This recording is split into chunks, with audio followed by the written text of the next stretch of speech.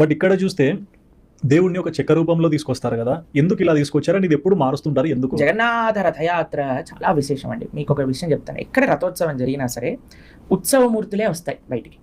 మన దాంట్లో మూలమూర్తులు, ఉత్సవమూర్తులు అని ఉంటాయి. తెలిసిన మీకు ఆలయానికి వెళ్ళారనుకోండి, మూలమూర్తి అని ఉంటారు, రాయితో చేసిన ప్రతిష్ఠ చేస్తారు. అది ఏదో రాయి కాదండి, దాంట్లో లోపల ప్రాణ ప్రతిష్ఠ జరిగినది కాబట్టి సాక్షాత్తుగా భగవద్ విభూతి అక్కడ ఉన్నది. భగవత్మూర్తి సాక్షాత్తుగా భగవంతుడే.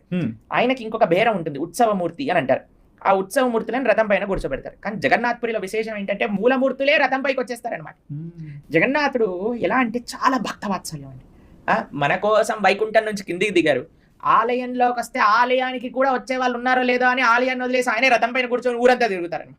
అందరికి దర్శనం ఇస్తాను, గుడి వరకు వచ్చే లేకపోయినా సరే నేనే వెళ్ళి దర్శనం ఇస్తాను. అది కూడా చేతులు చూడండి ఇలా ఉంటాయి అందరినీ. ఇలా మనం అంటాం కదా, ఎవరైనా ప్రేమతో వచ్చినారు అనుకోండి ఇలా కౌగలించుకుంటా, అలా ఆయన చేతులు కూడా ఇలా ఉంటాయి అనమాట. ఎప్పుడు కూడా భక్తుల కోసం ఆలయాన్ని వదిలేసి ఆలయం మూసేస్తారు, ఎందుకంటే మూర్తులే లేవు కదా, మూర్తులు రథం పైన ఉన్నాయి. అవును, అవి కూడా చెక్కతో దారుతో చేసిన మూర్తులు అనమాట. ఏమవుతుందంటే చాలా ఇంట్రెస్టింగ్ స్టోరీ అండి. ఇంద్రద్యుమ్న మహారాజు గారికి ఒక ప్రదేశం యొక్క వైభవం తెలుసు. ఆ ప్రదేశం పేరు నీలాచలం. ఏంటి? నీలాచలం. ఇది ఉత్కల ప్రదేశం. ఉత్కల అంటే ప్రజెంట్ ఒరిస్సా. అయితే అక్కడ నీలమాధవ అనే స్వామి ఉండేవారు, కృష్ణుడు. అయితే ఆ స్వామి దర్శనం చేసుకోవాలి, కానీ ఆ స్వామిని ఎవరు చూపించేవాళ్ళు కాదనమాట. అక్కడ ఉండే ఎవరైతే శబర అని అంటారు ఒక ట్రైబ్, వాళ్ళు మాత్రమే స్వామి ఆరాధన చేస్తుండేవారు. చూడండి, మన సనాతన ధర్మంలో అందరికీ భగవద్ ఆరాధన చేసే ఒక యోగ్యత ఉండింది. శబర అనే ఒక ట్రైబల్ పీపులే ఆ నీలమాధవుని ఆరాధన చేస్తుండేవారు. అయితే ఎవరెళ్ళి నీలమాధవుని కనుక్కుంటారంటే విశ్వవసు అని ఒక ఆయన ఉన్నారనమాట. అయితే ఆయనను పంపిస్తారు. పంపించినప్పుడు విద్యాపతి అని ఒక మినిస్టర్ అనమాట, విశ్వవసు అని ఆయన దగ్గర పంపిస్తారు. పంపించినప్పుడు ఆయన ఆ ట్రైబ్ హెడ్ అనమాట. ఆయన దగ్గరికి వెళ్ళి చాలా బతిమలాడుతండి, తీసుకెళ్ళండి నీలమాధవ్ దగ్గర, తీసుకెళ్ళండి నీలమాధవ్ దగ్గరికి వెళ్ళంటే నీలమాధవ్ దగ్గరికి వెళ్ళిపోతుంది. అలా ఉంటూ ఉంటూ విశ్వవసు యొక్క కూతురు లలిత అని ఆవిడ పేరు, ఆవిడకి ఈయనకి వివాహం అవుతుంది. ఎవరు? విద్యాపతి. ఈ విద్యాపతి ఎవరు అంటే మినిస్టర్ ఇంద్రద్యుమ్న మహారాజు గారికి. వీరు అవంతి దేశంలో ఉండేవారు. అవంతి అంటే ఉజ్జయిన్ నుంచి విద్యాపతిని ఒరిస్సాకి పంపించారు.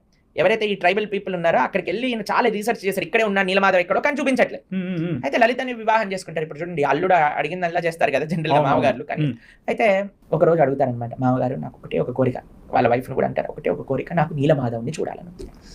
అంటే అయితే విశ్వవసు ఏం చేస్తారు తెలుసా అండి, కళ్ళకు గంతలు కట్టేస్తారు, రాస్తా ఆ దారి చూపించను కానీ నీకు దర్శనం చేస్తా అని ఈయన తీసుకెళ్తుంటారు అనమాట. కానీ విద్యాపతి ఏం చేస్తారు అంటే తెలివిగా ఆవాలు మూటలో ఒక చిన్న రంధ్రం పెట్టుకొని ఆవాల మూటని నడుము పెట్టుకుంటాడు అనమాట. ఆయన వెళ్ళే దారి మొత్తం కూడా ఆవాలు పడుతూ ఉంటాయి. వెళ్తారు, వెళ్ళాక గంతులు తీసేస్తారు. గంతులు తీయగానే అద్భుతమైన ప్రదేశం, నీలమాధవుడి యొక్క విగ్రహం. అక్కడ ఉండే మాలలు సాక్షాత్తుగా స్వర్గలోకం నుంచి ఇంద్రాది దేవతలు వచ్చి స్వామికి సమర్పణ చేసిన మాలలు. అక్కడ రోహిణీ కుండం అని ఒకటి ఉంటుంది. అక్కడ ఒక చిన్న పక్షి